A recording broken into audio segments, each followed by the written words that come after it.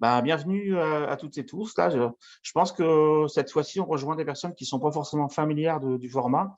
C'est des conférences qu'on a installées dans le programme doctoral en administration de l'ESG UQAM. Il y a deux types de conférences. L'une s'appelle les ficelles du métier. Ça aide à réfléchir à la formation des enseignants-chercheurs, à la vie des enseignants-chercheurs. Puis l'autre, c'est Intersection, des conférences qui visent à nous sensibiliser à des problématiques, des enjeux interdisciplinaires dans le domaine des sciences de la gestion, ce qu'on a de moins en moins tendance à faire. Voilà, et puis avec la période de pandémie qui continue à nous occuper, ben, on les avait faites migrer en ligne et puis on a décidé de continuer à le faire ainsi parce que notamment ça permettait de rejoindre pas mal d'étudiants au doc des pays francophones. Ça leur donne accès à des conférenciers, des ressources. Donc voilà, on était heureux de faire ça. Et donc, bah, c'est la deuxième séance de l'année civile, là, depuis janvier. Donc, bah, ravi d'accueillir Emmanuel et puis Alexandre, qui ont coécrit un volume percutant avec leur ami qui est en ce moment, du coup, en séjour à Cuba, là, en même temps.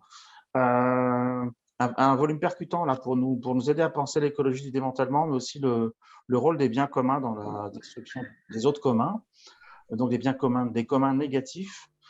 Et donc voilà, bah, leur petit volume est vraiment passionnant. Et puis, il nous interroge aussi sur la pratique, je trouve, de démantèlement, le comment on met tout ça en œuvre, là, pas simplement des réflexions théoriques. Là. Donc, bah, je vous laisse la parole. Merci à vous d'être présents, Emmanuel et Alexandre.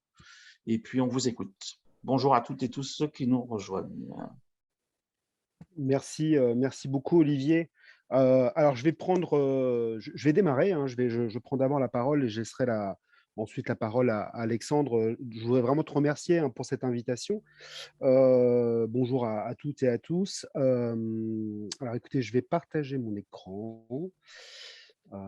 Alors, j'ai quelques diapos. Est-ce que vous les voyez? Ok, ça marche. Alors, euh, alors ce que je vais faire, bon, je ne vais pas vous parler de l'intégralité du livre, hein, même si c'est un livre d'ailleurs qui est relativement court. Je vais peut-être faire une petite présentation, une petite introduction, on va dire, au livre, et déjà par dire ce qu'il n'est pas. Et ensuite, je vais me concentrer sur la partie du livre que j'ai développée un peu plus, donc qui est la deuxième partie. Donc, il y a trois parties dans cet ouvrage et donc on est trois auteurs. Et ensuite, ce que je vais essayer de faire, c'est de développer un peu des choses aussi que j'ai pas suffisamment développées ou que j'ai laissé notamment dans une note en bas de page. Sur un exemple en particulier qui illustre en fait ce que je voudrais vous proposer de partager aujourd'hui, qui est autour de cette notion de déprojection. Voilà, donc que j'ai un peu sous-titré l'apprentissage du démantèlement. Alors, ce que je voudrais vous montrer, voilà, c'est que ce que j'appelle la déprojection du monde, donc c'est un petit peu pompeux, hein, comme formule, je vais essayer de ne pas l'être. C'est une modalité d'apprentissage qui me semble utile, importante dans ce qu'on pourrait appeler une écologie du démantèlement. Voilà, donc c'est ce que je vais vous présenter aussi, comme c'est vraiment la question de l'apprentissage que je vais cibler dans cette présentation. Bah, je vais vous donner simplement une illustration à partir d'un atelier que j'ai mené avec des étudiants d'une école de gestion, une autre école qui est une école, l'ESC Clermont, donc à Clermont-Ferrand. Et voilà, avec pas mal de verbatim d'étudiants et de travaux qu'ils ont réalisés autour de la projection d'un film qui s'appelle Alpi d'Armin Minki, que j'introduirai également rapidement. Donc, bah, qu'est-ce que c'est donc ce livre? Je dirais c'est pas vraiment un livre académique au sens où on l'entend généralement. Vous savez, avec toutes ces règles d'écriture qu'on retrouve aussi parfois dans la rédaction d'articles scientifiques. Donc, il y a pas, il y a, on n'a pas suivi spécifiquement des normes éditoriales. On avait quand même une marge de manœuvre assez importante, mais il est quand même ancré, bien sûr, sur des recherches que l'on mène au sein de notre école et puis aussi au sein d'un laboratoire indépendant qui s'appelle Origins Media Lab. Ce n'est pas non plus, je dirais, un ouvrage introductif. C'est un ouvrage où il y a en effet on présente des choses aussi qu'on a pu développer par ailleurs. C'est pas vraiment un livre de vulgarisation, hein. Alors j'anticipe peut-être certaines critiques, Alexandre. Tu disais que voilà, on va peut-être aussi répondre aussi à des éléments. Je pense que c'est important. Et parfois on nous dit, bah, ce livre, il est un peu, comment dire, un peu dense, quoi. Il y a aussi beaucoup de concepts, hein, qu'on propose. Voilà, donc c'est pas un livre, comment dire, standard, au sens où je parle en termes de normes d'écriture. L'objet, en fait, c'est d'analyser de certaines stratégies écologiques et tout de suite, pour le dire, hein, de défendre aussi, hein, une approche qui est différente et qu'on appelle la redirection écologique. Alors, la redirection écologique, c'est une des notions qu'on développe dans cet ouvrage.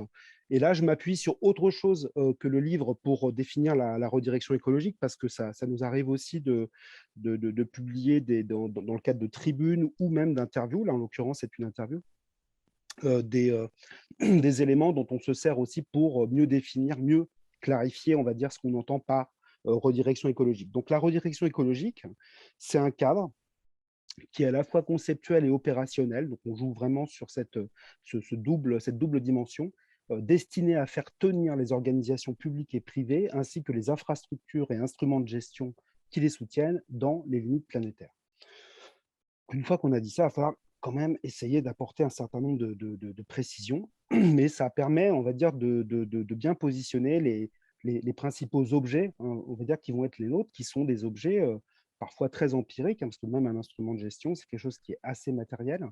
Donc voilà, donc c'est des éléments qui nous intéressent. Donc l'enjeu du livre, c'est de questionner, d'articuler donc certaines aussi notions qui sont tabous, je dirais aussi dans le domaine en particulier, alors qui est le mien, donc les sciences de gestion, qui, on va dire, traditionnellement, alors que ce soit d'ailleurs la recherche ou l'enseignement, les sciences de gestion sont quand même orientées sur le maintien en existence des organisations.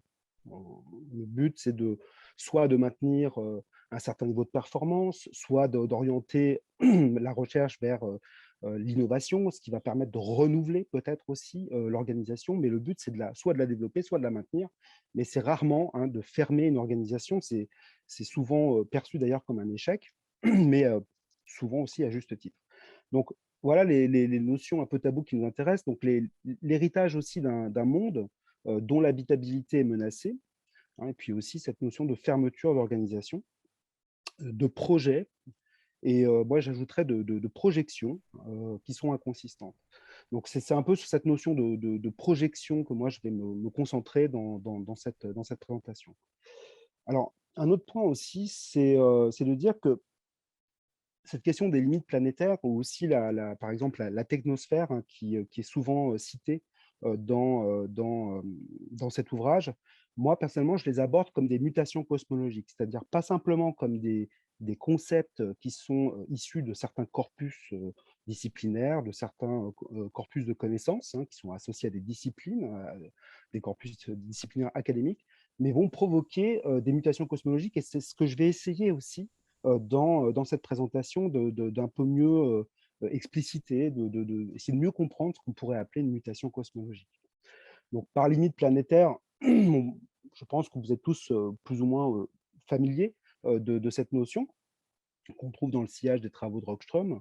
Donc, il y a même d'ailleurs un film sur Netflix actuellement qui est complètement centré là-dessus. Donc, c'est des murs, hein, c'est pas simplement des frontières comme ça, plastiques, qu'on pourrait modifier ou sur lesquelles on pourrait jouer, mais plutôt des murs au-delà desquels la Terre est inhabitable pour les humains et les non-humains. Il y a cette notion aussi de technosphère, qui est l'ensemble, on va dire, des infrastructures, toute la matérialité humaine, et qui devient plus lourde et plus lourde même que la biosphère, et parfaitement incompatible avec ces limites planétaires au-delà desquelles la Terre devient inhabitable. Et je dirais il y a une troisième mutation cosmologique qui sont plutôt la prise en compte, non pas d'un monde unique, hein, et ça je vais y revenir en particulier dans la partie introductive, mais plutôt des mondes. C'est-à-dire que l'Anthropocène induit aussi ce type de mutation qui fait que le monde n'est plus simplement, par exemple, un monde purement tissé d'organisation, un monde organisé. Il y a différentes manières, comme disent certains anthropologues, je pense en particulier à Natsing, de faire monde. Et donc, du coup, c'est aussi une mutation cosmologique lorsqu'on considérerait, par exemple, si on compare, par exemple, avec une trajectoire qui serait celle du système Terre et qui serait absolument déterministe, etc. Donc, il y a plein de travaux, notamment en sciences sociales, qui mettent l'accent sur cette pluralité, sur ce pluralisme dans les différentes manières de faire monde. C'est notamment aussi au cœur un petit peu aussi du pluralisme un peu ontologique qu'on trouve dans les travaux de Bruno Latour sur les différentes manières de composer un monde. Et on voit bien que c'est plusieurs modes d'existence et non pas un mode d'existence, par exemple, celui des organisations, qui serait comme une sorte de méta-mode d'existence qui viendrait coordonner tous les autres. Donc, du coup, il y a bien une pluralité dans les manières de faire monde ou de composer un monde. Donc, la déprojection du monde, je dirais, je partirais du constat. Alors, j'ai essayé aussi de faire un peu mieux que je l'ai fait dans l'ouvrage, de bien expliciter les termes.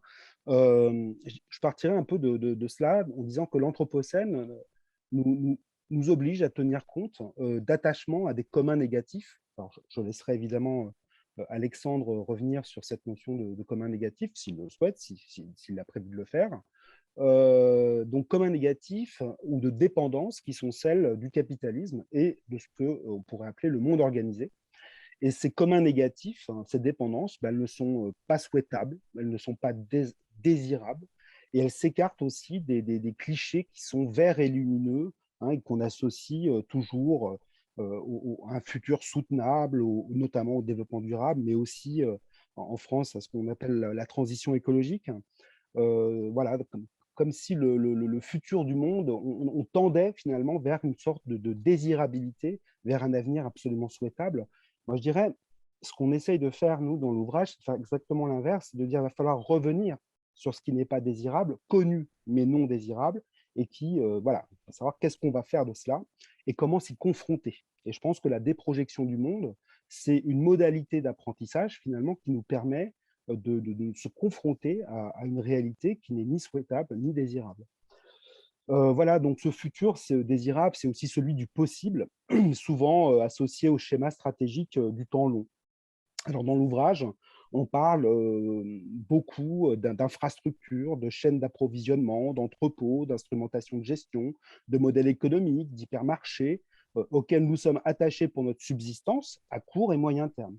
Vous voyez, ce n'est pas une manière finalement de dire on va poser un futur comme ça, un temps long vers lequel on tend. Non, non, confrontons-nous finalement à cette réalité du court terme dont nous dépendons de toute façon. Donc, la question que moi je me pose dans ma partie spécifiquement, c'est comment enquêter et déprojeter un monde soutenu par les régimes sémiotiques. Alors, je vais essayer de préciser un petit peu, donc toutes ces images, ou par ce que Deleuze appelle des clichés du capitalisme, et en particulier le capitalisme de l'innovation intensive, qui, selon le propos de certains chercheurs, vise à forcer le possible. Hein, l'innovation comme étant un phénomène de rupture qui vise à forcer le possible. Bah, le possible, on l'a déjà forcé, beaucoup.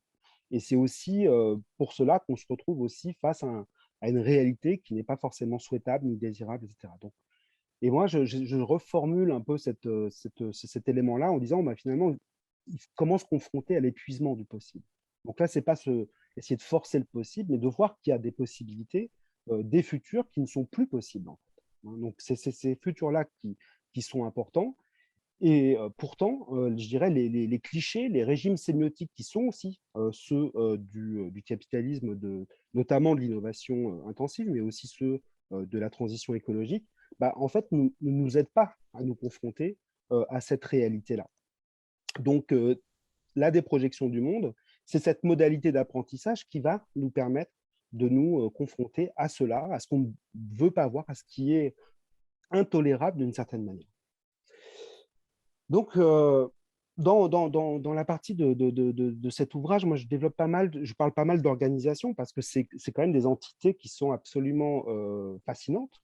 Alors moi, c'est pour ça que j'aime beaucoup les études des organisations, que je m'intéresse beaucoup aux sciences de gestion, parce que c'est quand même une discipline dans laquelle on étudie bah, ces entités-là qui sont à la fois banales, parce que finalement, bah, des organisations, on a l'impression qu'on est tout le temps lié à une organisation, et profondément énigmatique, parce que lorsqu'on tente de définir ce qu'est une organisation, bah, les problèmes commencent, hein. Et ce qui est très, très intéressant avec les théories et les études des organisations, c'est qu'il y a finalement, c'est une sorte de quête comme ça de définition en permanence. Et il n'y a pas vraiment, enfin, à part une définition qu'on pourrait tout à fait usuelle, dire, bah voilà, c'est une entité avec laquelle je suis connecté, etc. On a le sentiment, en fait, que derrière ça, derrière cette définition, il y a autre chose. Il y a des implicites que moi je qualifie de cosmologiques et qui sont liés finalement à ce qu'on pourrait appeler le monde organisé. Donc un implicite cosmologique au cœur des théories des organisations et de la gestion, qui est plus ou moins évident, je dirais, c'est que nous vivons dans un monde organisé. Voilà.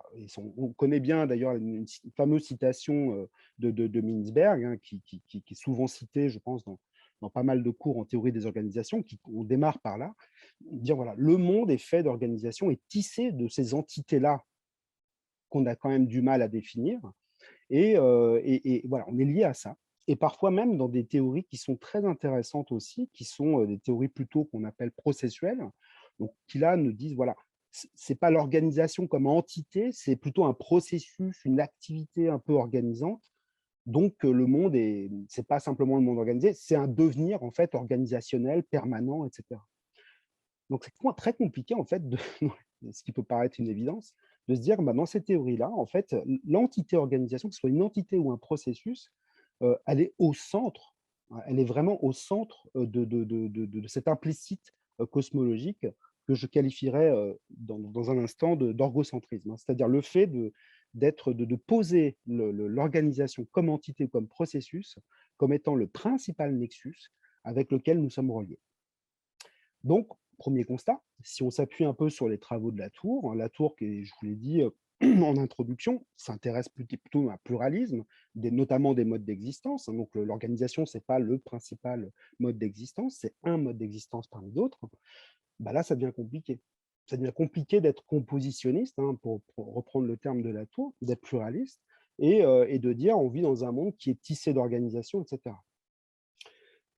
Voilà, parce que pour Latour, l'organisation n'est pas un métamode d'existence qui va relier tous les autres, mais pourtant, dans ces implicites-là, c'est le cas.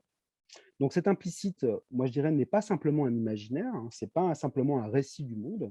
Je pense que c'est la profession que je vous fais, et la cosmologie, c'est la cosmologie implicite du capitalisme mondial intégré. Donc là, j'ai ressorti moi, une approche qui m'intéresse particulièrement, qui est celle de Félix Guattari, et qui définit le capitalisme contemporain comme un capitalisme mondial intégré parce qu'il tend à ce qu'aucune activité humaine sur la planète ne lui échappe.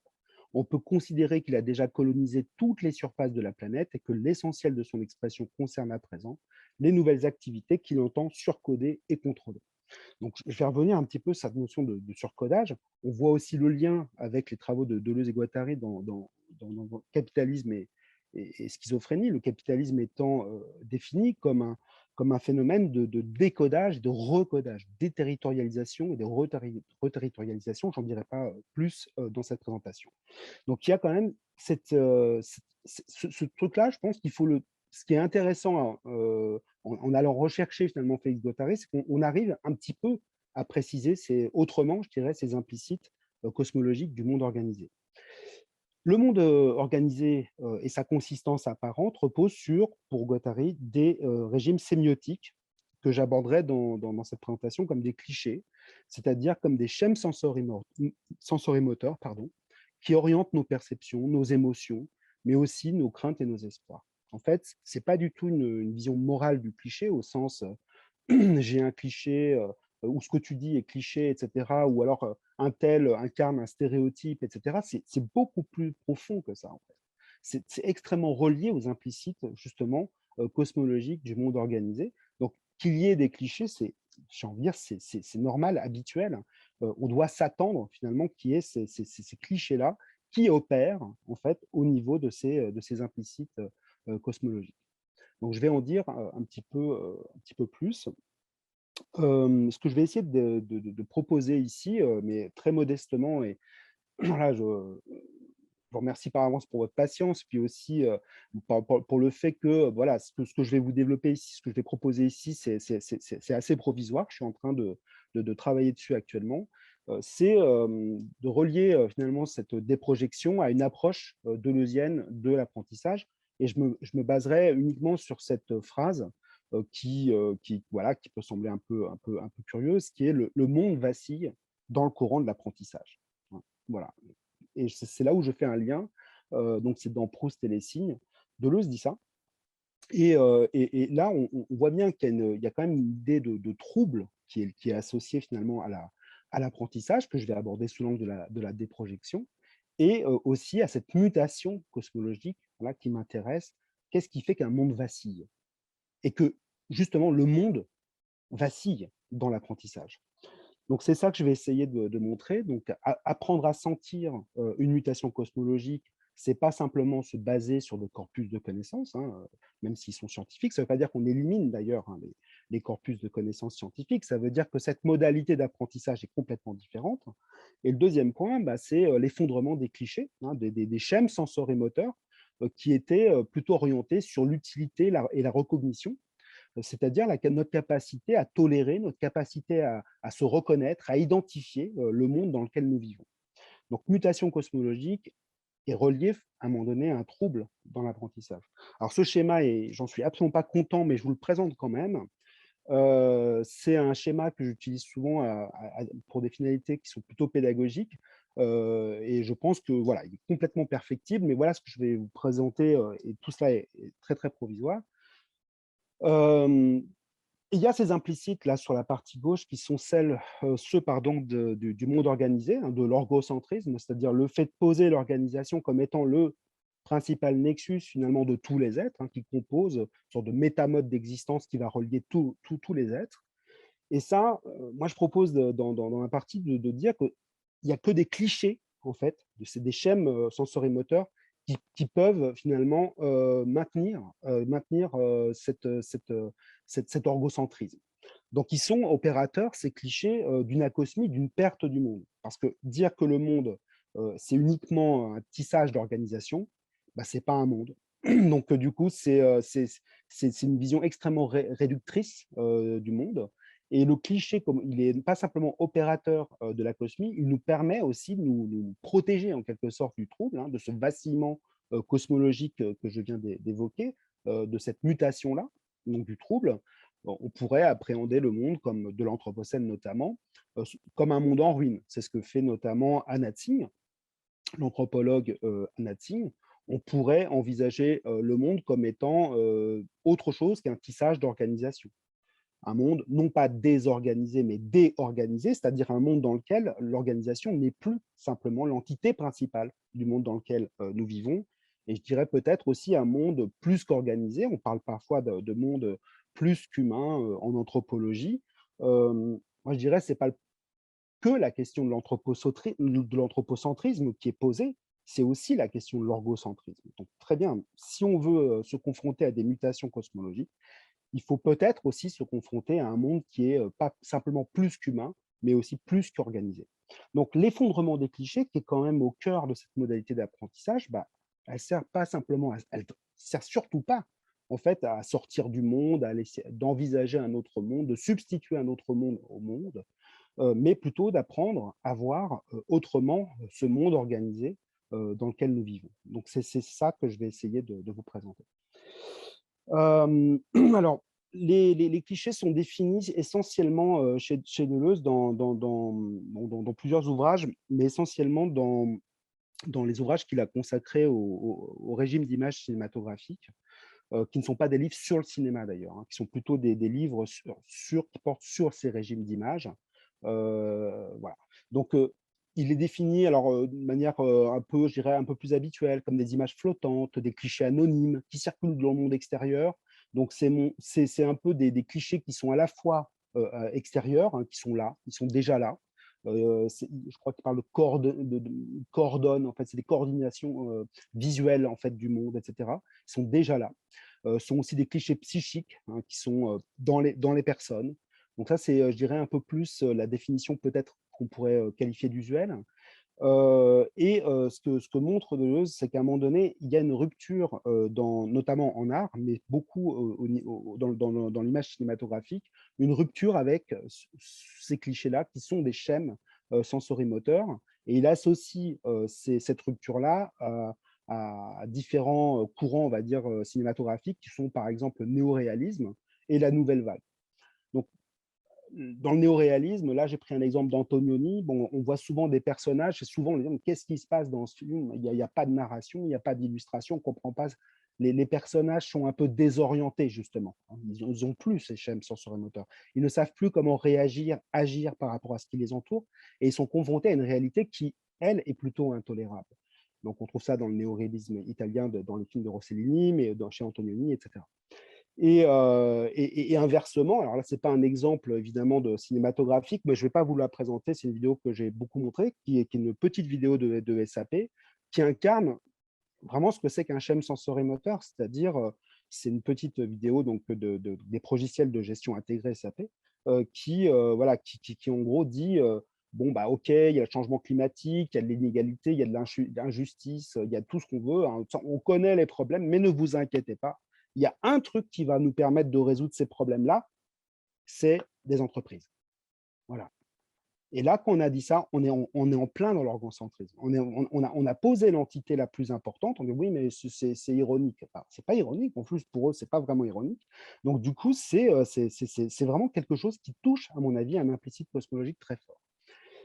Donc voilà, donc c'est un petit peu cette distinction-là. Donc les clichés ne sont pas des stéréotypes, mais des schèmes en fait qui nous empêchent de nous confronter à un monde intolérable.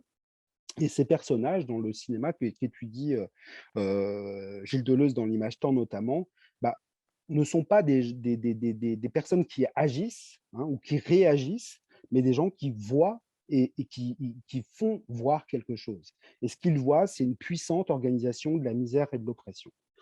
Un monde que Deleuze qualifie d'intolérable. Donc je pense que ça, c'est très important parce qu'on s'aperçoit que l'image peut avoir une capacité déceptive, une capacité finalement à décevoir, à effondrer certains schèmes sensorimoteurs qui nous permettaient soit de nous rassurer en disant que les entreprises vont sauver le monde, soit de dire que l'organisation, c'est toujours quelque chose qui permet de réduire notamment la désorganisation du monde.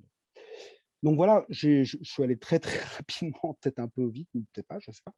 Je voudrais simplement vous donner une illustration dans le cas concret d'un atelier que j'ai mené pédagogique au sein de mon école, autour d'un atelier d'écriture qu'on a fait autour d'un film d'Armin Linky. Armin Linky n'est pas un cinéaste, c'est un photographe, c'est un artiste, hein, qui mène des enquêtes visuelles, alors ce que j'appellerais des enquêtes visuelles, sur les infrastructures techniques et scientifiques et leurs relations avec leur environnement. Donc ces photographies rendent manifeste une tension entre ce qui est et n'est pas organisé. Il s'interroge sur la partie notamment invisible du monde organisé. C'est un peu à l'image de cette photographie donc, qui est tirée du film et qui permet de dire mais où se trouve l'organisation, etc. Tout est un petit peu, comment dire, sur un même plan et on n'a pas le sentiment d'être face finalement aux clichés des Alpes habituels, etc. Il y a quelque chose d'étrange dans cette image. Et c'est cette étrangeté-là, justement, et ces potentialités qui va nous intéresser. Donc, son travail, il remet en question en fait, tous les clichés qui pourraient être associés à la nature verte, hein, à la durabilité ou au mode d'existence des organisations dans l'Anthropocène. Il pourrait un peu incarner un peu ce que Timothy Morton appelle une écologie sombre, c'est-à-dire au-delà, hein, des clichés sur les relations, je dirais, verts et lumineux, hein, ou sur les relations qu'entretiennent les organisations avec leur environnement, hein, ou avec la nature. Donc, c'est un peu cette notion de nature et d'environnement, hein, qui vont être, comment dire, questionnées justement et voilà. Donc, Armin Linky donc, a fait un film donc, qui est un peu une enquête visuelle. Je dirais enquête parce qu'il y a 7 ans de travail pour un film qui dure 50 minutes. Je ne vous montre pas vous avez un petit lien là, pour voir un extrait du film. Donc voilà, donc, c'est vraiment l'illustration, on pourrait dire, un peu de ce que Deleuze appelle l'image-temps, c'est-à-dire qu'il y a beaucoup de longs plans séquences. Hein, c'est vraiment ce qu'on pourrait appeler du cinéma d'art et d'essai, cinéma d'auteur, des choses comme ça. Moi, je n'utilise pas trop ces expressions-là. C'est une œuvre d'art. Et donc, du coup, avec aucune narration, pas très peu, aucune narration et surtout aucune portée illustrative. On n'est pas là pour illustrer, en gros, un concept, une théorie ou une certaine vision qui serait celle ou une intention qui serait celle de l'artiste. C'est pour ça qu'on peut parler d'enquête. Donc ça, c'est à mon avis très, très important et ces longs plans séquences, bah, ils désorientent forcément, le spectateur et il y a aussi des longs plans séquences sur des personnages qui sont là filmés et qui regardent très longtemps la caméra. Voilà, donc c'est typiquement un peu ce qu'on retrouve, avec cet effondrement un peu des schèmes sensorimoteurs dans un certain cinéma, heu, d'après-guerre. Donc voilà, donc pour faire un lien avec Gilles Deleuze et j'avais demandé en fait à mes étudiants, déjà de regarder un film. Alors c'était dans le sillage d'un cours, qui avait pour titre, «La soutenabilité, dans le trouble». Voilà.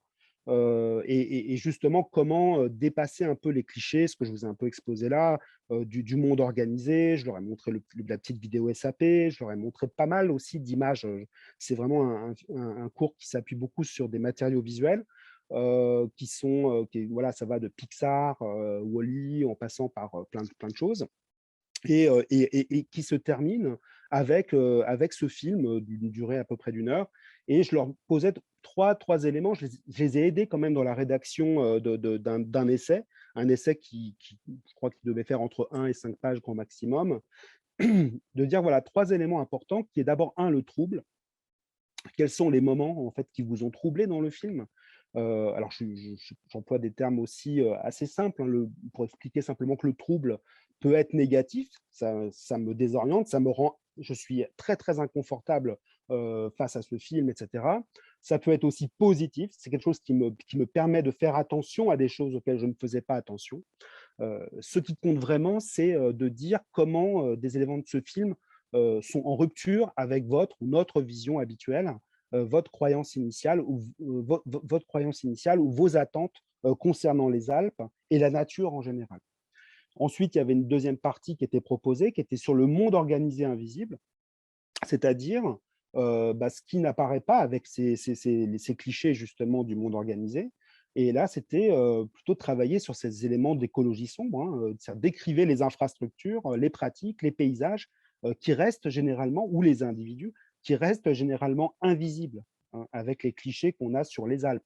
Bon, les Alpes, vous imaginez, alors ça peut être simplement des gens qui font du ski, des paysans qui vivent très, très heureux. Ça peut être il y a un étudiant d'ailleurs qui me parlait d'Heidi, hein, donc Heidi,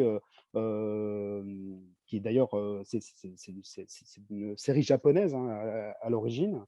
Donc voilà, avec tous les éléments, on va dire, qui constituent, notre représentation, de la montagne, des Alpes, de la nature sauvage, et cetera, de la vie harmonieuse et cetera.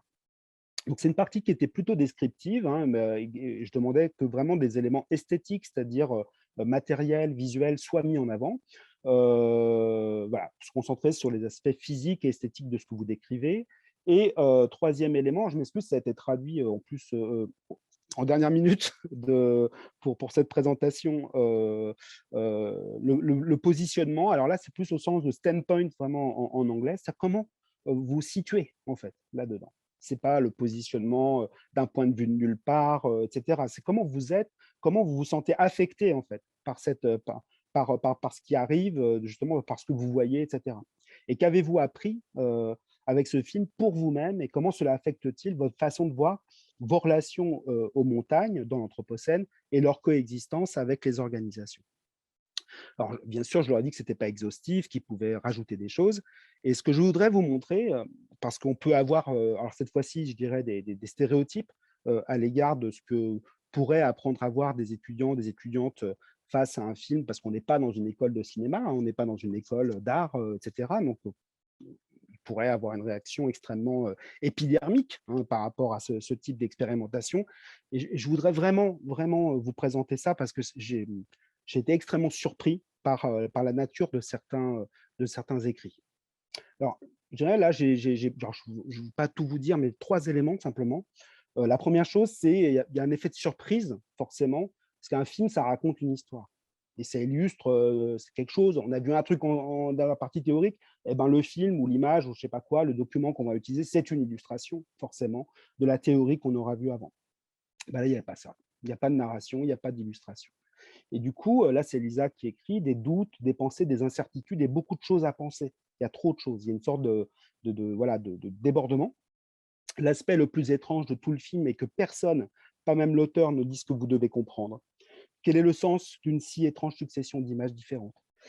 Personne ne dit dans quelle partie des Alpes se déroule la scène. Ça, c'est très intéressant parce qu'il y a ce phénomène aussi dans le film de désorientation. Personne ne dit quels sont les sentiments des personnes encadrées. Alors, là, je m'excuse pour la traduction dans le film, ce qu'elles font, ce qu'elles sont. Donc voilà, ça, c'est quelque chose qui apparaît dans pas mal d'essais. Le deuxième point, c'est, je dirais, au-delà de la nature et de l'environnement. Et ça, c'est quelque chose qui n'est pas évident, forcément, notamment dans une école de gestion où on peut donner des cours sur le développement durable, sur la transition écologique, et cours dans lesquels souvent la nature ou l'environnement apparaissent comme des entités absolument centrales, voire sacrées. Et là, on peut lire les scènes où alors là, on voit 2 scènes, pendant très longtemps, d'ailleurs, voilà, ça peut être même un peu gênant parfois, hein, la durée, la longueur, on va dire, de la scène. On voit un train, dans une maquette, hein, de train en plastique et pendant très longtemps, ils filment ça. Ils filment le train qui passe, qui est dans des machins et cetera. Et il y a aussi beaucoup d'éléments où Linky filme les infrastructures scientifiques. Là, on simule, je crois, l'écoulement d'une rivière. Il y a une simulation aussi d'avalanche. Il y a toutes ces infrastructures qui constituent aussi également, en termes de technosphère, la montagne ou ces lieux-là. Donc, les scènes où on réalise des maquettes de paysages ou de trains que l'on teste et étudie, ou celles où on fait couler artificiellement de l'eau sur un chemin de pierre, sont emblématiques. Ça paraissait pour l'étudiant absolument emblématique des Alpes. Ceux qui imaginaient un environnement complètement naturel auquel l'homme s'adapte se retrouvent avec une vision différente dans laquelle la recherche et l'étude humaine, appliquées scrupuleusement à chaque détail, façonnent et assurent le fonctionnement de chaque structure. Donc, on est vraiment dans l'infrastructure. Et ça, c'est intéressant de voir que, en effet, c'est un apprentissage de la part des étudiants pas, grâce à une œuvre d'art. Nous sommes à l'intérieur. Alors là, c'est Shaima qui dit: la nature est-elle encore nature? La nature touchée par l'homme a-t-elle perdu son sens? Maintenant, ai-je envie d'aller dans les Alpes? J'ai envie de faire du trekking en plein air? Est-ce que être en plein air signifie être vraiment en plein air? Pour moi, non. Je suis consciente maintenant que nous sommes toujours à l'intérieur, jamais à l'extérieur. Ce point, il est extrêmement important. Là, c'est à propos de Dubaï, sur la photo à gauche. Donc, c'est une station de ski artificielle, hein, qui est dans un centre commercial. Et pareil, dans le film, Linky filme très longtemps cette station de ski artificielle, entre guillemets, hein, mais ça questionne aussi l'artificialisation des stations de ski naturelles.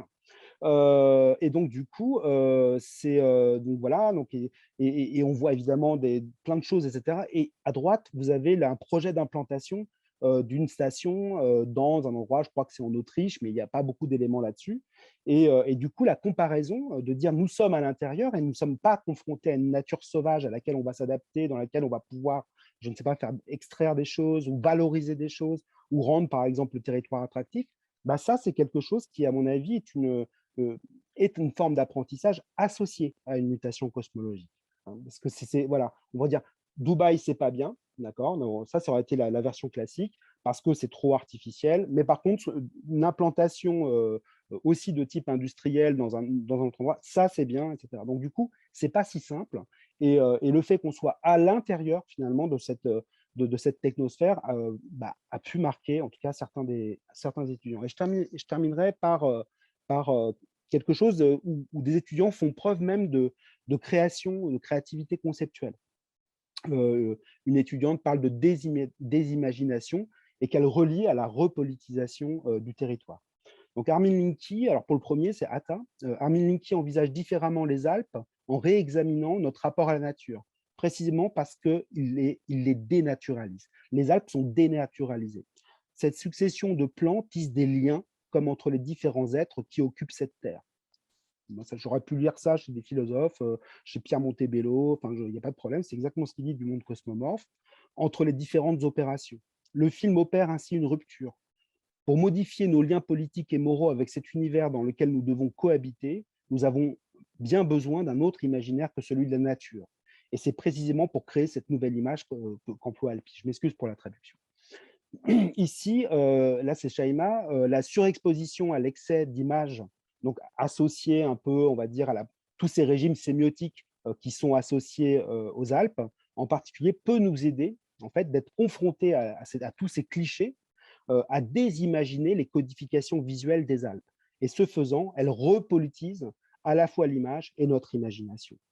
L'image réelle des Alpes se fait dans le cadre de la désimagination. Donc ça, je trouve que c'est une approche qui est tout à fait intéressante. Je n'avais pas demandé d'effort de théorisation, je dirais, ou de conceptualisation dans ces essais-là. Et pourtant, on voit que ça provoque quelque chose. Je n'avais pas parlé des imaginations pendant le cours, etc. Donc pour terminer, je dirais, on peut appréhender la déprojection comme une enquête visuelle, donc c'est-à-dire une modalité d'apprentissage, ou comme dirait Isabelle Stengers, un art du discernement, qui nous apprend à voir au-delà des clichés, une forme d'apprentissage qui passe par l'effondrement des clichés, ou on peut penser également aux épisodes cosmologiques chez Carl Reich.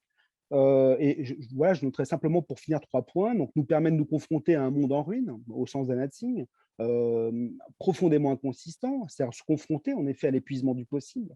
Donc ça, cela ne va pas de soi forcément dans certains cursus orientés notamment sur le développement durable.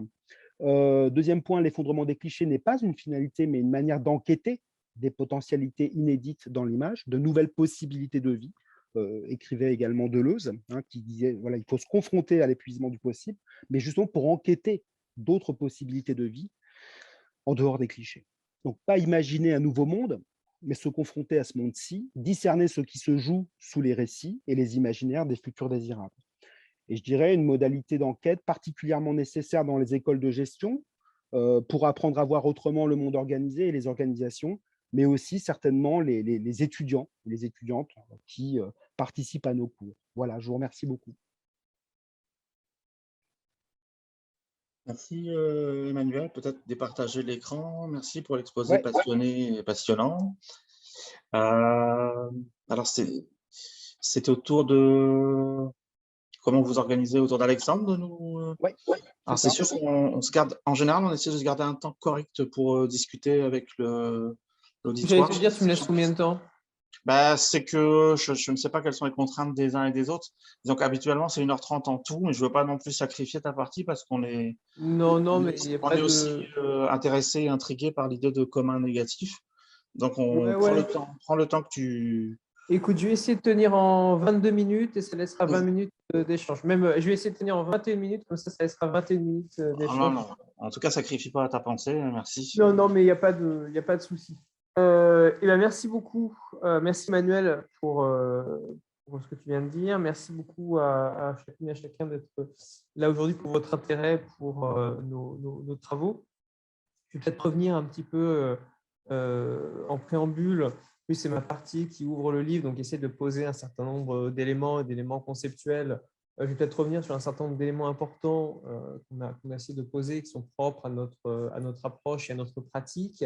Et puis, je repartirai de là pour préciser certains points, y compris à travers des développements plus récents où, notamment, j'ai un petit peu prolongé la réflexion autour des communs négatifs, notamment dans 2 articles, un publié au mois de septembre dans la revue Études, qui fait une petite généalogie des communs négatifs, et un autre article publié là tout récemment dans la revue Multitude qui essaie de poser une question qui à la fois la question de la technique, la question des attachements et la question d'une voie intermédiaire, une alternative à 2 formes de ce que j'appelle d'exterminisme.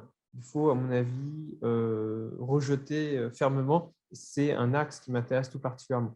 Je vais essayer de tisser tout ça. On va voir si ça marche.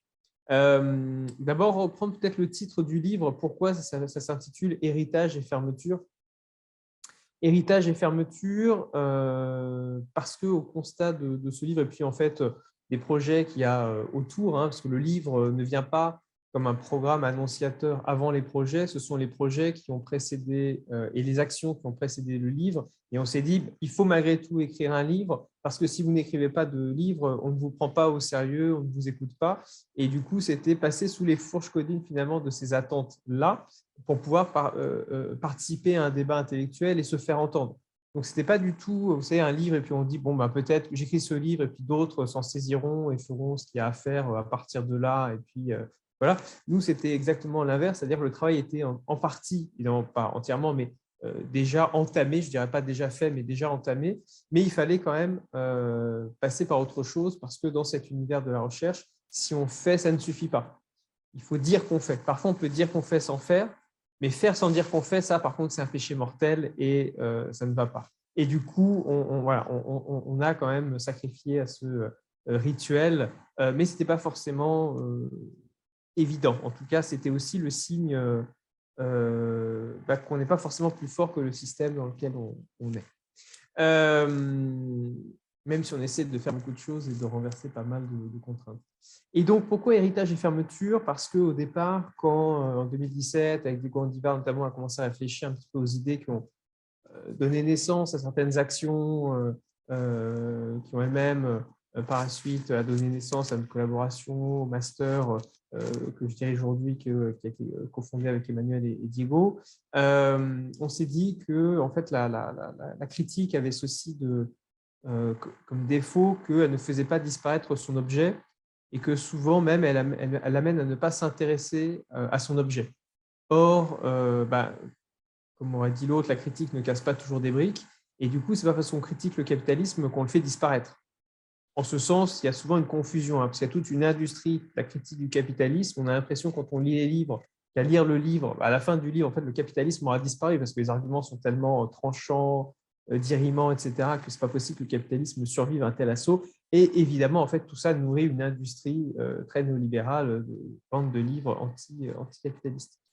Et donc, voilà, la critique ne fait pas forcément disparaître son objet.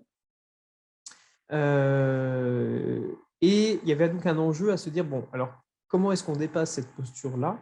Et ce dépassement, il est passé pour nous à travers la posture de l'héritage, en se disant, dans tous les cas, on va hériter d'un certain nombre de réalités, qu'on le veuille ou non, il faut en prendre acte. Et la question qui va se poser ensuite, c'est qu'est-ce qu'on en fait de ces réalités-là? Comment est-ce qu'on s'en occupe?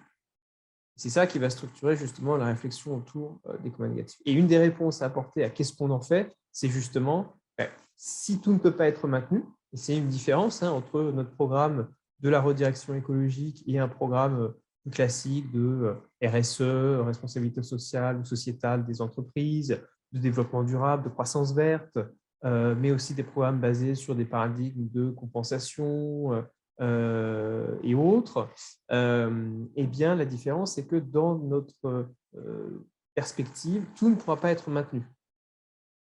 C'est-à-dire que les éléments qui aujourd'hui sont des facteurs de destruction et menacent l'habitabilité de la Terre ne pourront pas être maintenus. Donc, la grande question qui va se poser, c'est comment est-ce qu'on réalise des arbitrages pour ne pas tout maintenir et parce que tout ne doit pas être maintenu.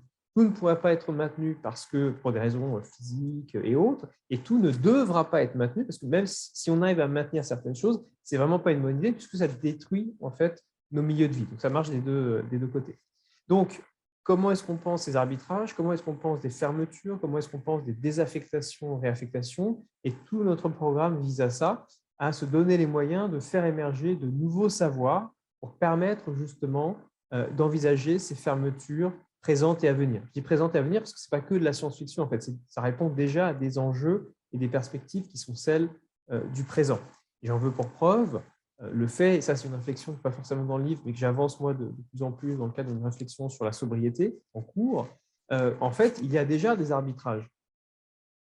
Quand on regarde les mesures qui sont prises, vous avez déjà des régimes, ça et là, qui prennent des arbitrages, mais souvent le problème c'est que ce sont des arbitrages non planifiés, non démocratiques, brutaux, et qui donc posent éminemment problème, comme quand à Taïwan, l'été dernier, à un moment donné, eh bien, entre utiliser de l'eau pour continuer à faire fonctionner l'industrie des microconducteurs ou utiliser de l'eau pour la population, eh bien, il a été fait le choix de rationner la population pour continuer à faire tourner l'industrie. Évidemment, tout ça étant dû à une sécheresse endémique, qui n'est donc pas un problème qui est abordé dans le fond, et tout ça n'est évidemment pas très démocratique et ne prend pas en compte évidemment les attachements et intervient un peu au dernier moment sans anticipation. Donc tout l'enjeu, ce n'est pas seulement de dire il va falloir poser des arbitrages. Par rapport aux doctrines antérieures, oui, mais en fait les arbitrages sont déjà de l'ordre de phénomènes qu'on observe de par le monde. La question qui va se poser, c'est comment faire en sorte que ces arbitrages soient politisés, qu'il y ait une politique en fait des arbitrages, qu'il y ait une politique des renoncements, qu'il y ait une politique de la fermeture. Et quand je dis politique, ce n'est pas juste une politique au sens Carl Schmitt, on tranche, hein, c'est une politique aussi qui s'appuie sur des éléments techniques. Les deux, pour moi, ne s'opposant pas. Ce n'est pas la politique qui flotte comme ça au-dessus de contraintes techniques. Les deux sont évidemment intimement liés. Et donc, comment est-ce qu'on arrive à avoir cette politique des arbitrages, cette politique des renoncements et des fermetures, qui soit une politique démocratique, anticipée, qui ne soit pas brutale. Et normalement, il y a un quatrième, mais là, il ne me vient pas en tête, mais je le retrouverai peut-être d'ici la fin. En tout cas, voilà, c'est ce point qui est extrêmement important. On n'est plus tout à fait dans le débat arbitré ou pas arbitré. Oui, par rapport aux doctrines antérieures qui n'ont pas pris la mesure de cette question, tout ne pourra pas être maintenu, mais c'est de plus en plus visible. Quand on voit des scénarios de réduction des budgets énergétiques, etc., en fait, on comprend bien que tout ne pourra pas être maintenu. Soit on considère que ces scénarios vont être atteints juste par de la technologie et de l'efficience technologique, et personne n'y croit, soit ça veut dire qu'en creux, derrière, il y a des réductions et il y a des politiques de sobriété qui vont être déployées. La question étant à quelles conditions, comment, par qui va être affecté, etc., etc. Donc, l'enjeu, c'est d'arriver justement à politiser cette question de la fermeture. Et donc, ça veut dire aussi à basculer d'une vision centrée sur l'innovation notamment, qui aujourd'hui a des contrepoints que sont les études autour de la réparation, de la maintenance, etc., etc. Toute une réflexion autour de savoirs qui sont encore moins mis en avant que la réparation et la maintenance, à savoir les savoirs de la fermeture. En fait, existe ce que Diego Oliva appelle les peuples de la fermeture qui déploient déjà des savoirs, des savoir-faire qu'il faut aussi souvent redécouvrir, sur lesquels il faut mettre l'accent, la focale, pour justement qu'on apprenne techniquement à prendre en charge un certain nombre de situations qui sont présentes, qui sont en nombre et qui vont se généraliser de toute manière dans les années à venir. Et aujourd'hui, à ma connaissance, on ne forme pas tellement, nous on essaie de le faire dans notre formation, mais ailleurs pas tellement, on ne forme pas tellement à la fermeture. À questionner justement le devenir de ces activités, le bien fondé de ces activités, le maintien de ces activités. Donc tout ça, c'est aussi l'idée de placer cette focale sur ces questions de fermeture, sur un plan presque ici technique, en se disant que ce qu'il faut maintenant du point de vue de l'écologie, c'est mettre les mains dans le cambouis, non pas se poser la question, comme l'avait fait Bruno Latour, c'est très légitime, où atterrir, mais se poser la question comment atterrir, comment fermer, comment concrètement faire les choses. Voilà. Emmanuel travaille beaucoup sur les stations de ski. Que deviennent demain les stations de ski? On a travaillé sur, Diego notamment, des infrastructures dans la ville de Grenoble, qui sont notamment des piscines municipales dont certaines sont vétustes parce que ça ne dure pas très très longtemps en fait en état de marche une piscine municipale. Que deviennent ces infrastructures demain? Qu'est-ce qu'on en fait, etc., etc. Et on peut multiplier les exemples. Et ce n'est pas que ces exemples-là. Bien évidemment, que devient le transport aérien? Que devient... Bon. En fait, on se rend compte que dans tous les domaines, maintenant, ces questions se posent. Il y a 5 ans, on ne posait pas exactement les mêmes questions. Il y a 5 ans, par exemple, le devenir de l'industrie aéronautique en France, ça se pose aussi, parce que vous avez des constructeurs, ne se posait pas du tout de la même manière que la façon dont on la pose aujourd'hui, en se disant, mais peut-être que cette industrie n'a absolument aucun avenir, et donc c'est un problème. Voilà. Donc, ça veut dire qu'est-ce qu'on en fait et comment est-ce qu'on opère justement cette bascule-là. C'est un point important parce que il faut bien voir ici qu'un élément central pour moi, je ne vous fais pas toute la petite espèce de cartographie, de boussole, je propose notamment dans la lignée de travail de Latour dans le livre, mais pour moi, il y a une ligne de crête à suivre, et c'est là où il se pose la question de la bonne fermeture et de la mauvaise fermeture. Vous savez, peut-être les Inconnus, ce groupe humoristique, des comiques français, ils avaient un sketch où ils disaient il y a le bon chasseur et le mauvais chasseur, sauf que c'est exactement le même chasseur. Alors, je ne vais pas vous faire le coup, il y a la bonne fermeture, la mauvaise fermeture, et en fait, vous allez dire c'est la même, etc. Il y a effectivement une fermeture néolibérale qui vise uniquement à fermer un endroit pour maximiser les profits de l'eau, délocaliser, etc. Évidemment, il ne s'agit pas de cette fermeture-là dont on en parle. Il s'agit d'une fermeture qui prend en compte justement les attachements des personnes qui sont concernées par ces fermetures, que ce soit les personnes qui ont un emploi et qui dépendent d'une activité qui va être stoppée, qui vivent sur un territoire qui va devoir jouer un rôle tout à fait différent du rôle qu'ils jouaient avant, qui étaient attachés à des activités qu'ils ou elles ne pourront plus pratiquer demain, etc., etc. Et parfois, ce sont des fermetures tout à fait légitimes, mais qui peuvent aussi affecter des populations. Et donc, ça pose évidemment problème. Et donc, l'enjeu aujourd'hui, c'est qu'on est dans une situation où les éléments de ce qu'on appelle la technosphère, le monde organisé dont parlait Manuel tout à l'heure, c'est-à-dire ces éléments dont nous dépendons de manière vitale autant que nous dépendons de la nature, un peu la nature comme infrastructure, l'infrastructure comme nature, mais on est dépendant des deux. On n'est pas que dépendant de la nature, on est aussi dépendant d'infrastructures sans lesquelles, finalement, on ne peut plus survivre aujourd'hui. On est complètement pris par cette technosphère.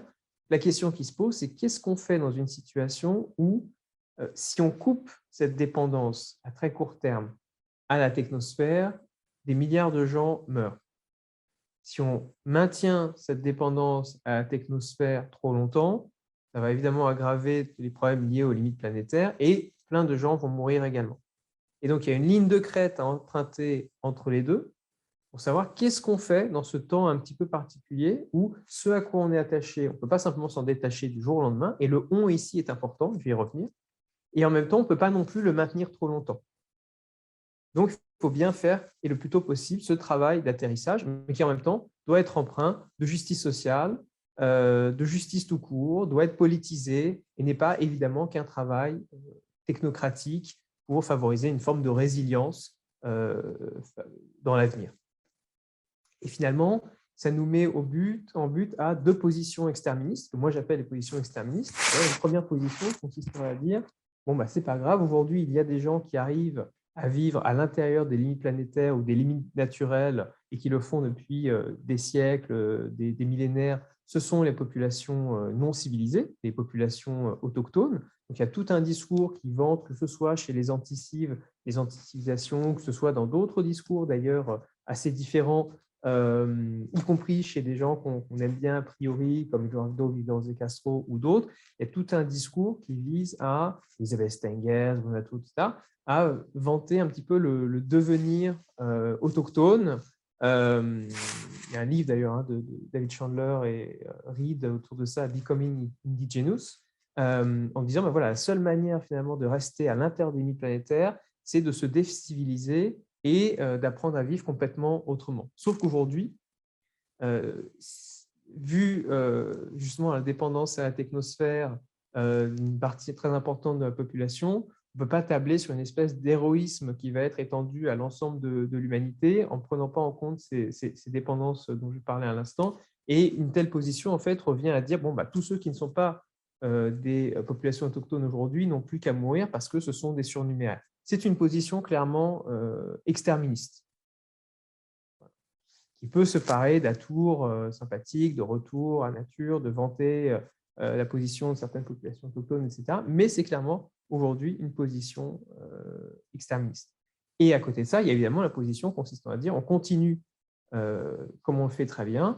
Et en fait, c'est aussi une position exterministe, parce que ça veut dire que le hors-sol dont parle Bruno Latour continue sur la trajectoire actuelle. Ça veut dire aussi dégrader les conditions d'habitabilité de la planète de manière tout à fait drastique. Donc les deux positions, pour moi, sont à rejeter parce que, pour ma part, je ne tiens à aucun exterminisme, mais au contraire, la question aujourd'hui, pour moi, la grande question, c'est la mise à distance de ces positions exterministes. C'est ça le grand débat, et qui peut se décliner de plein de manières. Si on pense à la position consistant à dire devenez autochtone, ça écarte les personnes atteintes de handicap, les malades, ça écarte surtout, et c'est ça qui est très intéressant, une espèce de petite anomalie entre les Occidentaux et les populations autochtones, et qui on laisse de côté quand on met en scène cette petite anomalie. Et bien, l'essentiel de l'humanité, à savoir les ex-peuples colonisés, qui ne sont pas du tout non civilisés, qui ont d'ailleurs voulu aussi opérer parfois un rattrapage en dépit de la colonisation, un rattrapage en termes de niveau de vie, etc. etc. Et évidemment, dans l'équation, ces peuples-là n'apparaissent tout simplement plus. Il y a juste les Occidentaux, les peuples autochtones, mais l'ensemble, la majeure partie de la population, en fait, disparaît par magie. C'est un point d'ailleurs que souligne très bien l'historien indien Dipesh Chakrabarty et qu'on a tendance à oublier effectivement ce type de cadrage. Donc, qu'est-ce qu'on fait par rapport à ça? Quelle est cette ligne de crête qu'il faut emprunter? Eh bien, alors, il y a deux choses par rapport à cette ligne de crête-là. Il y a le fait tout simplement de, je dirais, politiser la question de la sobriété. On voit de plus en plus apparaître, notamment dans certains rapports, comme j'indiquais tout à l'heure, où on fixe des objectifs qu'on ne pourra pas atteindre sans sobriété, même si on ne dit pas aujourd'hui que c'est via la sobriété qu'on va les atteindre. On a eu des rapports sur l'énergie, par exemple en France récemment, qui disaient, rapport RTE, moins 40% du budget énergétique de la France en 2050. Alors, on ne pose pas la sobriété comme étant le facteur qui va permettre d'y parvenir. On pose des facteurs qui ne permettront pas d'y parvenir, mais l'objectif reste. Du coup, il va quand même falloir vraisemblablement y parvenir. Donc, comment on fait? Comment on fait sans sobriété? Et évidemment, la question ici, c'est de politiser cette question de la sobriété, de ne pas en faire une question individuelle et d'arriver à faire, moi j'appelle, à aboutir à une politique, une économie générale de la sobriété, pour justement politiser cette question et les questions sous-jacentes qui sont des questions d'inégalité très fortement. On ne peut pas aboutir à une politique de sobriété sans revenir sur des inégalités absolument criantes. Et puis peut-être d'avoir à côté de la sobriété, ce qu'on appelle la sobriété extensive, c'est-à-dire une réduction de l'empreinte collective, et bien trouver d'autres manières finalement d'avoir une inversion positive, entre guillemets, ce que mon collègue Nathan Benkemoun appelle la suffisance intensive, en reprenant cette expression à Viveros de Castro, c'est-à-dire comment est-ce qu'on arrive à dériver du contentement, du plaisir, mais sans pour autant le faire en multipliant son empreinte environnementale. Comment, on va dire comme le philosophe Simone Weil, on remet de l'infini dans le fini et pas de l'illimité. Ce n'est pas de l'illimité au sens où on va chercher à multiplier finalement les objets, à multiplier la consommation, etc. etc.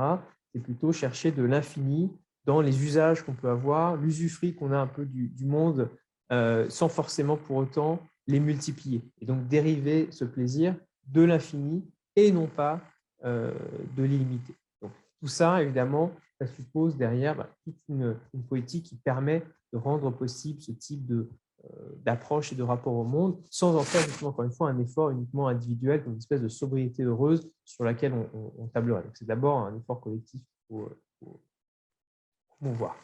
Alors, peut-être pour dire quelques mots maintenant des communs négatifs. Effectivement, quand j'ai parlé de la technosphère tout à l'heure, eh bien, la technosphère et nos modèles, nos dispositifs techniques, mais aussi nos modèles économiques, managériaux et autres, sont ce que j'appelle notamment des communs négatifs. C'est-à-dire, pour aller très très vite, des réalités communs négatifs, c'est une réalité dont personne ne veut et dont on va hériter malgré tout. Donc la question par rapport au commun, ce n'est pas d'éviter son appropriation, c'est au contraire de susciter son appropriation et pas sa destruction. Et finalement, moi, je propose deux visions des communs négatifs. Des communs négatifs qui ont l'apparence de ruines, j'appelle des ruines ruinées, donc des communs négatifs pittoresques, des ruines pittoresques, des infrastructures en déshérence, des sols pollués, etc., etc. On voit bien que personne n'en veut et que c'est toxique, c'est sale, c'est pas beau, etc. C'est pas beau, mais en même temps, c'est beau quand même, parce qu'il y a une esthétique de la destruction, une esthétique de l'anthropocène, une esthétique du sublime qui fonctionne très bien. Et à côté de ça, il y a des ruines ruineuses, c'est-à-dire là qu'il faut apprendre à reconnaître comme des ruines, c'est-à-dire des ruines qui, de par leur fonctionnement, ce n'est pas un défaut de fonctionnement, c'est de par leur fonctionnement même, détruisent finalement l'habitabilité de la planète. Et donc, il y a tout un enjeu à politiser ces ruines-là, à les voir pour ce qu'elles sont, c'est-à-dire des ruines et non pas un avenir viable. Et notamment, un grand nombre d'innovations de ce point de vue sont des ruines ruineuses avant même d'être arrivées à l'existence. Donc, je sais pas, on prend les objets connectés, la 5G, etc., etc. Très vraisemblablement, ce sont des ruines ruineuses. Il y a un paradigme de ça du point de vue des technologies dont on parle dans le livre, c'est ce que José Aloi, un physicien, appelle les technologies zombies. c'est-à-dire des technologies à l'instar du numérique qu'on ne pourra jamais rendre vertueuses, même en leur donnant des usages intéressants. Ça restera des technologies qui, au plan environnemental, ne sont absolument pas viables, notamment parce qu'elles ne s'inscrivent pas dans les grands cycles biogéochimiques, n'arrivent pas à mourir, ne sont pas compostables et donc produisent encore et plus des déchets qui s'accumulent tout en fonctionnant très peu de temps à l'état de fonctionnement. Là où il faudra aujourd'hui se projeter et penser des technologies vraiment viables, c'est-à-dire viables et des modèles qui soient viables pour des siècles ou des millénaires. Ce ne sont pas du tout les modèles qui sont les nôtres aujourd'hui. Et malheureusement, nos technologies sont pour l'essentiel aujourd'hui des technologies zombies et donc sont aussi de ce point de vue des communs négatifs. Ça ne veut pas dire qu'on peut s'en passer d'un coup d'un seul, parce que justement, toute la question, ça va être comment est-ce qu'on fait pour s'en passer le moins mal possible, en faisant le moins de dégâts possible et notamment en prenant en compte les attachements des populations vulnérables qui parfois dépendent de réalités dont il faudrait se débarrasser. Ça ne veut pas dire qu'il faut s'en débarrasser au prix de se débarrasser des populations qui sont attachées. Donc, tout l'enjeu, c'est de comprendre et d'enquêter sur ces liens de dépendance, sur ces attachements voulus et non voulus, pour arriver justement à les détacher proprement et à politiser ce détachement et à légitimer l'action d'opérer justement ces détachements, la légitimer, pas simplement comme un objet de recherche, c'est-à-dire je me dis c'est génial pour les 30 ou 40 ans à venir jusqu'à ma retraite, 40 ans, j'aurai 80 ans, ça ne va pas. Je me vois plus jeune que je ne suis, donc pour les 24 ans à venir, comme la retraite va être repoussée, peut-être ça marche les 40 ans à venir, j'ai devant moi des closing studies qui vont me permettre d'étudier la fermeture et puis de faire ma carrière là-dessus. Non, la question, c'est évidemment comment est-ce qu'on arrive à développer ces savoirs-là. Ce n'est pas juste comment on arrive à les étudier, mais comment on arrive à les promouvoir, à les légitimer institutionnellement et à faire en sorte que tout un chacun puisse finalement s'inscrire dans cette perspective de ce que nous appelons des arts de la fermeture. Alors là-dessus, si ça vous intéresse, j'ai écrit un petit article sur les communs négatifs qui revient un peu sur cette notion, parce qu'en fait, au départ, elle était proposée par Maria Mies et Veronika Benno-Thomsen, deux sociologues allemandes, au début des années 2000, en 2001. Moi, je n'en avais pas connaissance quand j'ai proposé la notion de commun négatif en 2017. Donc, les deux notions sont séparées, mais ça veut dire qu'on ne peut pas les relier. C'est ce que j'essaye de faire dans cet article. Elles envisagent les communs négatifs davantage comme des déchets. Il y a toute une notion une généalogie en fait, du commun négatif comme déchets, là où moi, je les envisage plutôt comme des ruines, mais ça permet de dialoguer. Peut-être dernier point là-dessus, moi, qui me semble extrêmement important aussi, à dire les communs négatifs, c'est avant tout également il faut les entendre comme un dispositif institutionnel pour lutter contre des approches de type résilience, au sens où on va laisser les populations se débrouiller avec des communs négatifs et puis elles vont faire preuve d'empowerment comme les Japonais à Fukushima et s'en sortir. Non, ce n'est pas du tout ça. C'est comment est-ce qu'on arrive à recomposer des territoires, comment est-ce qu'on arrive à accompagner des populations qui font face à des communs négatifs, justement pour aller adresser les causes de ces communs négatifs et refaire de la politique autour de ça, et non pas traiter ces communs négatifs, je termine là-dessus, comme des externalités négatives, un peu comme des conséquences malheureuses, mais en fait comme les conditions d'un grand nombre de modèles qui sont les nôtres aujourd'hui, dont nous héritons collectivement et dont la responsabilité n'incombe pas seulement à ceux qui en portent le dommage, mais en fait à tous ceux qui en bénéficient, en sont responsables, et comment est-ce qu'on arrive à redistribuer les responsabilités autour de ces communs négatifs et à refaire de la politique autour de ça, y compris sous un mode comment dirais-je, d'affrontement, pour que ceux qui aujourd'hui bénéficient de ces communs négatifs, eh bien, finalement, acceptent aussi de prendre une part de leur responsabilité vis-à-vis des populations qui, elles, souffrent de l'existence de ces communs négatifs. Donc, c'est vraiment l'idée d'en finir finalement avec la notion d'externalité négative, comme s'il y avait vraiment des externalités, là où peut-être qu'il n'y a pas d'externalité, il y a des conditions, et il faut politiser ces conditions, leur existence, leur cause, et la manière dont on va essayer de les traiter pour les suspendre et les faire disparaître. Voilà, j'essaie d'être bref, et si vous avez des questions, j'y répondrai. Merci beaucoup à tous les deux. On va avoir un temps de discussion, mais merci. Je pense que vous me donnez de matière à réfléchir pendant quelques mois et années, là. Écoutez, merci à tous les deux. Je vais directement laisser la parole aux personnes qui veulent réagir, s'exprimer, poser des questions. Mais un grand merci à vous deux. Hein. Alors, vous pouvez le faire en levant votre petite main virtuelle ou alors en utilisant le clavardage. mais sentez-vous bien à l'aise. Alors, Juliette? Bonjour, merci beaucoup à tous les deux pour cette présentation. On se présente en une phrase ou j'enchaîne directement sur la question. Bon, moi, je suis à terre à Toulouse 3 au laboratoire LGCO. J'ai fait ma thèse à l'ESCP. Et aujourd'hui, une des questions, la question que j'aimerais vous poser, et ça, en fait, à tous les deux, ça fait un lien sur la dernière, en tout cas la conclusion d'Emmanuel, ce que vous disiez sur l'enseignement. Ma question, c'est comment est-ce qu'on transforme en fait le paradigme dominant dans les écoles de commerce quand on doit enseigner ces perspectives-là dans une école de commerce où la raison d'être d'une école de commerce, c'est d'enseigner à faire du profit, quoi.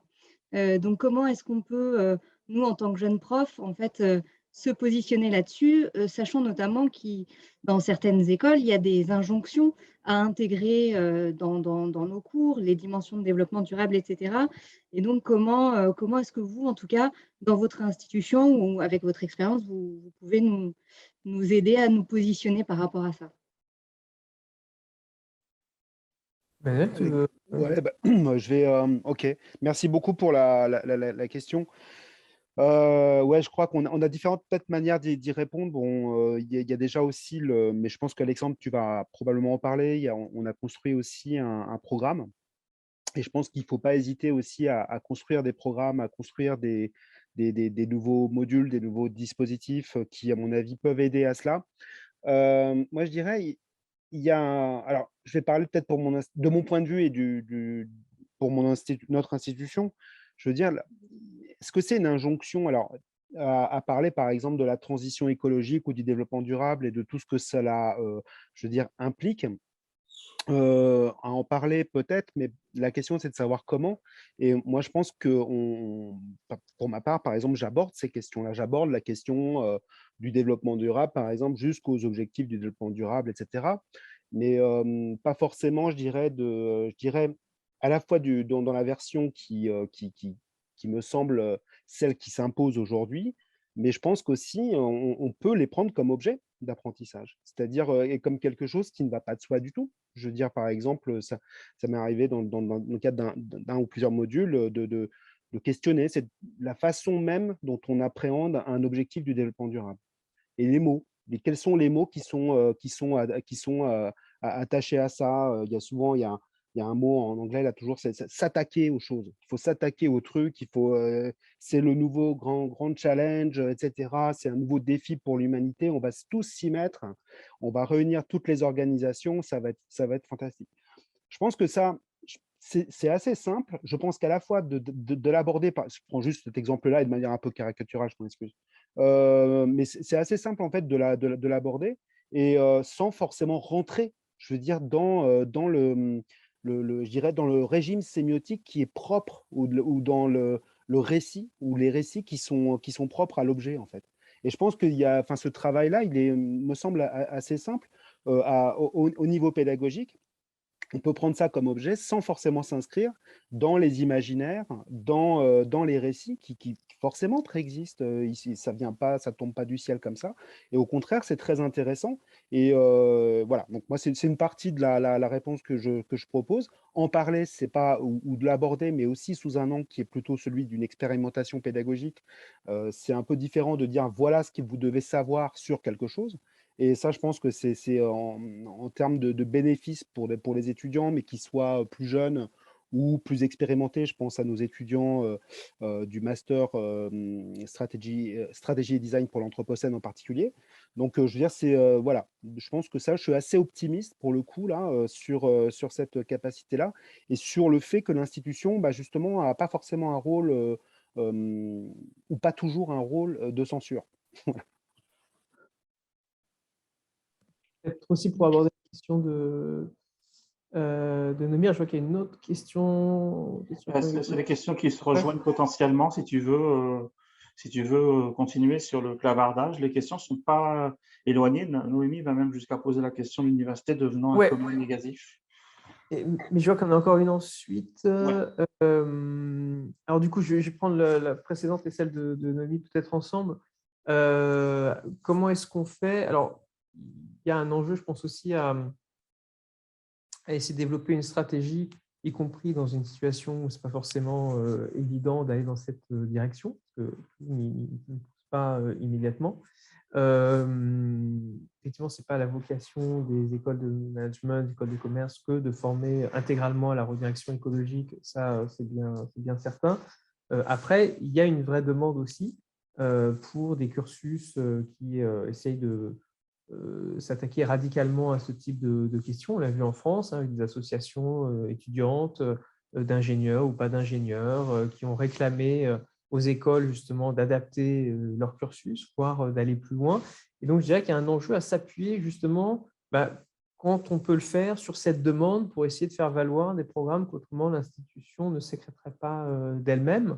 Il y a d'autres effets d'opportunités qui permettent aussi, ou qui ont permis en tout cas d'aboutir à la réalisation, à l'accréditation de cette formation. Mais voilà, c'est peut-être le fait d'avoir une stratégie. En tout cas, sans stratégie, je pense qu'on ne peut pas développer ce type d'action. C'est très, très important d'accepter d'investir cette dimension stratégique pour arriver justement à faire passer, et là je dis stratégie au sens militaire du terme, ce n'est pas stratégie au sens organisationnel et autres. Voilà, c'est vraiment une stratégie quasiment militaire. Moi, j'assume totalement ça pour arriver à justement faire ce qui doit être fait. Donc, voilà, ça, c'est un point extrêmement important. Sur l'université comme un négatif, c'est sûr que l'université néolibérale ou le néolibéralisme pour l'université peut être clairement vu comme un commun négatif. Et là, il y aura, bon, ça c'est une question qui moi je m'intéresse beaucoup parce que j'ai travaillé chez INRIA, qui est un grand centre de recherche, qui n'a rien à voir avec une école de management, en tout cas en apparence, mais même sur le fond, c'est quand même très très différent, un grand centre de recherche en informatique. Je travaille dans des lieux très très différents et j'ai vu un peu ce qu'était l'excellence à la française. Et c'est vrai qu'il y aurait beaucoup à dire sur notamment la manière dont les chercheuses et les chercheurs ont, pour certains, pas toutes, mais quand même pour certains, contribué à la destruction de leur outil de travail. Parce que toutes les mesures qui ont été prises, en tout cas en France, qui ont amené à la destruction progressive de l'université, ont quand même été mises en œuvre par des chercheuses et des chercheurs qui pensaient pouvoir faire sécession en se disant, bon, tout ça finalement ne nous affectera pas, comme si la destruction de cette espèce de barque commune, une sorte d'arche de Noé, n'allait pas à un moment donné entraîner tout le monde par le fond. Et évidemment, c'est en train de se passer aujourd'hui, mais certains, malgré tout, continuent à s'aveugler et à ne pas vouloir reconnaître soit leur participation, soit ne serait-ce que la situation dans laquelle nous sommes aujourd'hui. Donc là aussi, il y a quelque chose qui est effectivement très, très problématique, mais c'est pour dire que ce n'est pas juste quelque chose qui viendrait de l'extérieur. Le néolibéralisme, le ceci, le cela, ce qui est venu de l'extérieur, qui a détruit l'université, a trouvé des relais dans l'université, et c'est ça évidemment qui est difficile de regarder en face aujourd'hui. Alors, il y avait cette question sur les communs négatifs. Tu comprends l'idée? Oui, puis après, il y a Claire Anaïs, mais comme elle est en ligne, je ne sais pas si tu veux la formuler oralement, Claire Anaïs, ta question, si tu es en mesure de la formuler oralement. Sinon, je continue à lire. Bonjour, j'ai allumé ma vidéo, mais j'ai l'impression qu'on ne me voit pas trop. Mais bon, bref, c'est pas grave. En fait, l'idée, c'était de dire, donc si je comprends bien l'idée des communs négatifs, c'est de dire, en fait, on est face à des renoncements et voilà, on a allumé la lumière, ça va mieux, et des pertes. Et il faut pouvoir, en fait, faire face à ces renoncements et ces pertes de façon collective et démocratique, en tenant compte de qu'est-ce qui est important pour chacun et quelle est la valeur que chacun attribue à différents biens. Et j'ai l'impression qu'en fait, on a un peu été dans cette posture-là par rapport à la crise du Covid, où en fait, on s'est retrouvé avec quelque chose qu'il fallait gérer et des fermetures et des privations, enfin des renoncements à certains droits, des renoncements à certaines libertés, etc.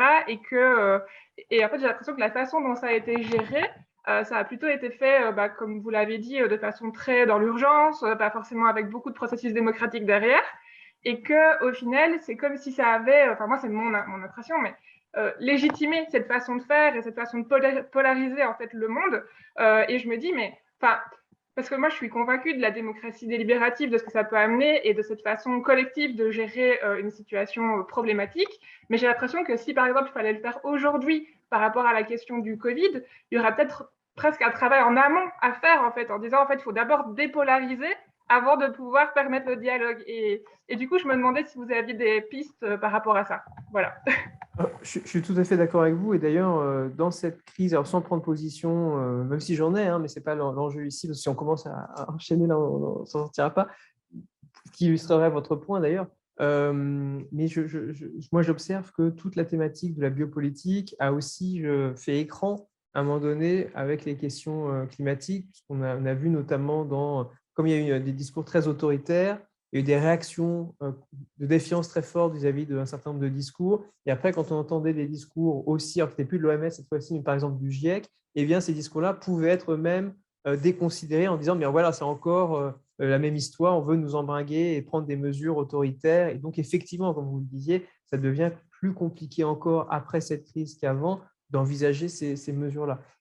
Et aussi parce que, en fait, il n'y a pas de relais et de relais institutionnel pour véritablement prendre en charge ces questions. C'est-à-dire qu'il ne faudrait pas penser que ces questions il y a eu des arrêts, effectivement, mais il ne faudrait pas penser que ces arrêts ont été pris en charge avec des enquêtes sur les attachements, en prenant en compte justement le temps, en prenant en compte les situations de chacun. On voit bien que ça ne s'est pas passé comme ça a été très, très autoritaire, sans d'ailleurs, voilà. Et du coup, pour moi, ce dont ça témoigne, c'est plutôt le fait qu'on n'avait pas les bonnes échelles et les bonnes institutions pour justement enquêter sur ces attachements, pour justement permettre aux populations elles-mêmes de comprendre par quoi elles étaient attachées, à quoi elles s'exposaient, etc., etc. Et que cette polarisation, elle s'est faite justement dans un cadre où on avait un vide institutionnel qui a entraîné derrière une défiance très, très grande. Et donc, un des enjeux, je pense, aujourd'hui, c'est moins peut-être la démocratie délibérative, une démocratie justement où on arrive à entraîner les populations qui sont concernées déjà à identifier leurs attachements, leurs contraintes, leur réseau de subsistance, etc., etc. Et surtout à refaire du commun autour de ça, le commoning, hein, ce n'est pas le commun au sens de la ressource, mais c'est le commun, le faire en commun et le faire commun, en faisant émerger justement ces institutions qui n'existent pas aujourd'hui, mais qu'il va falloir faire émerger et puis peut-être faire reconnaître comme des institutions légitimes.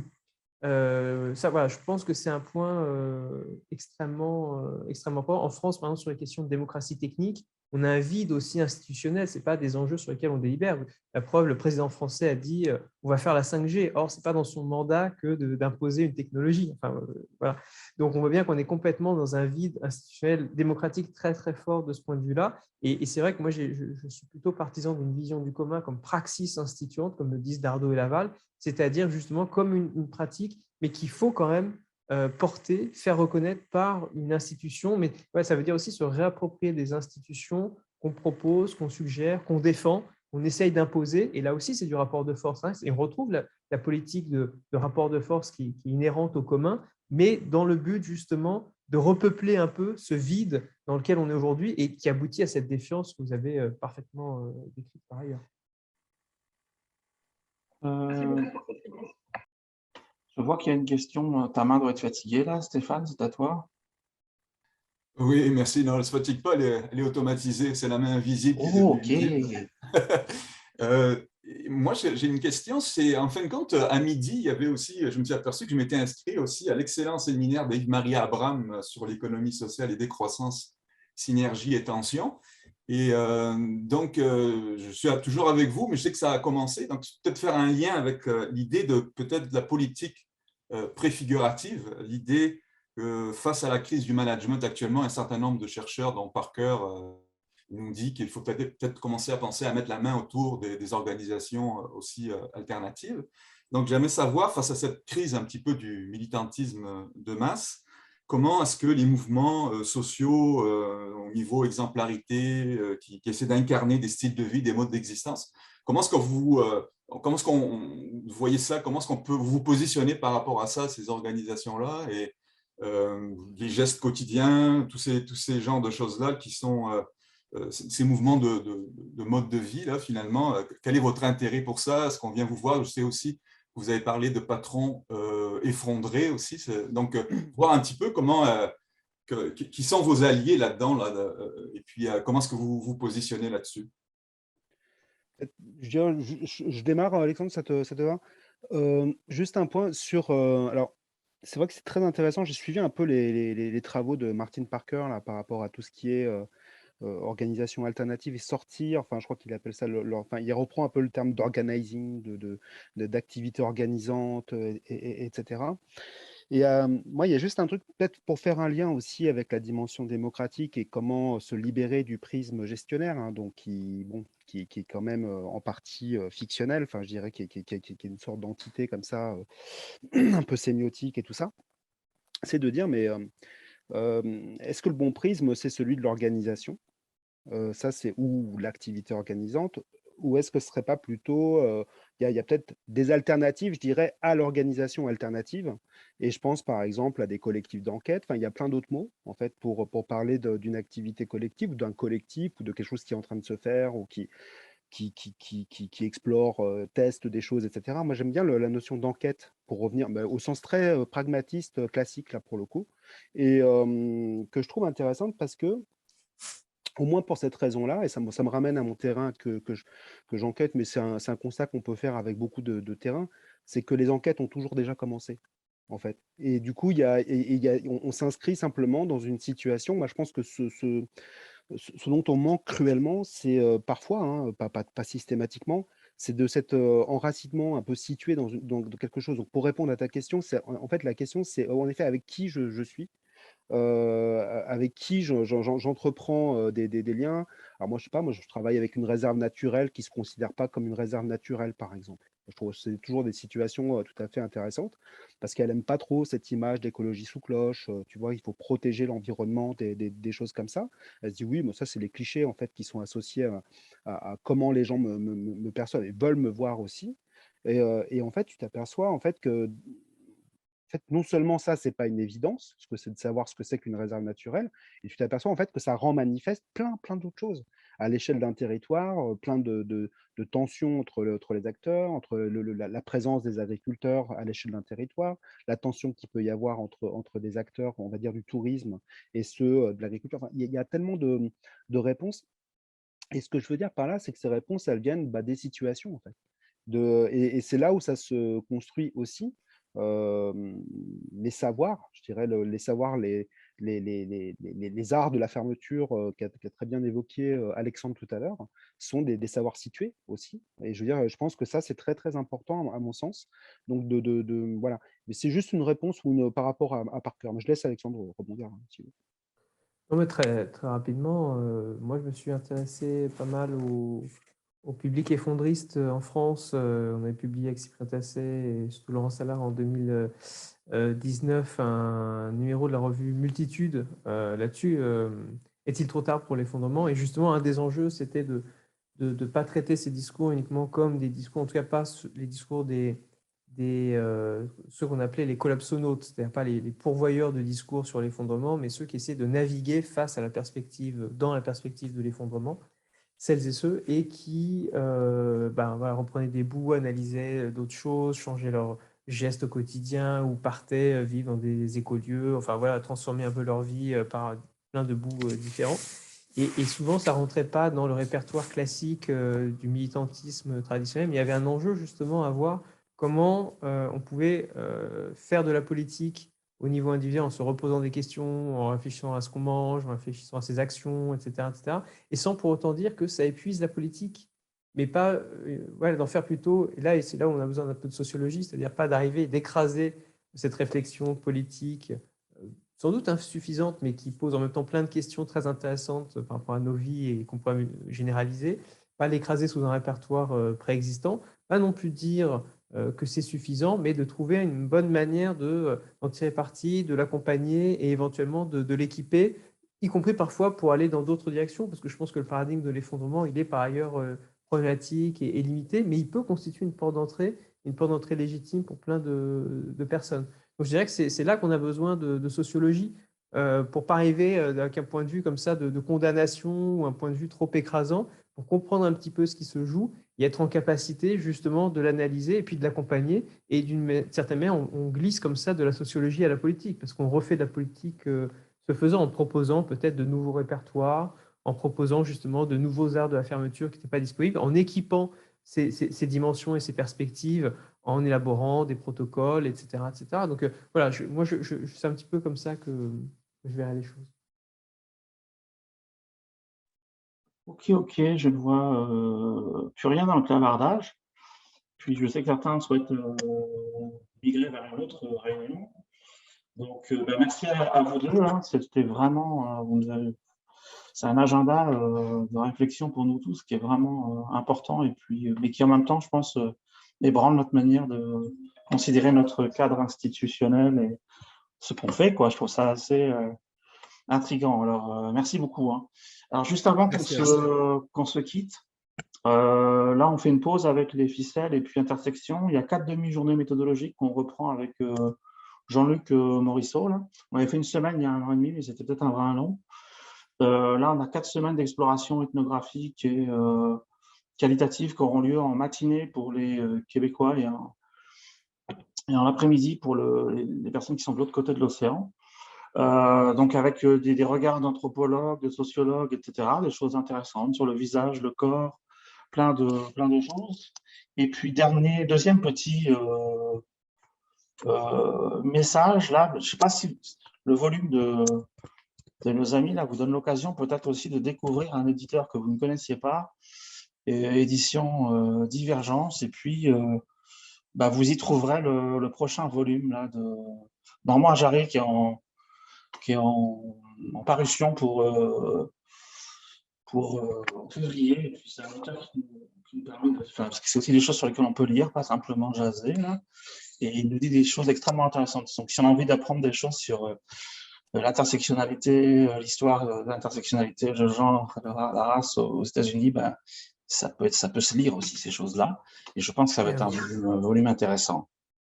Un beau catalogue aussi sur le féminisme chez Divergence, Bell Hooks, qui a été traduit en français assez récemment, Véronica Gago, et voilà, donc effectivement, au-delà de nous, on vous recommande le catalogue.